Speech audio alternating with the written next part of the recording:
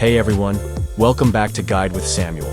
In today's quick tutorial, I'll show you how to create a private network with Starlink in 2025.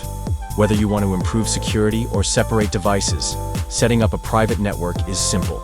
Let's get started. Step 1. Open the Starlink app on your smartphone. Make sure you're connected to your Starlink Wi-Fi and the app is up to date. Step 2. Tap on Settings, then go to the Network section. Step 3. Tap Split 2.4 GHz and 5 GHz bands. This lets you create a separate network for each frequency, giving you more control over your connections. Step 4. Customize the Wi-Fi name, SSID, and password for each band. You can name one private network and set a strong password to keep it secure.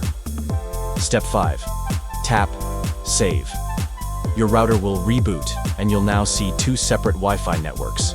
Use the one you named for your private access. Step 6.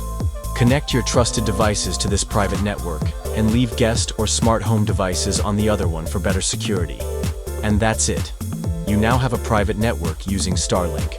If this was helpful, hit like and subscribe to Guide with Samuel for more easy tech tutorials.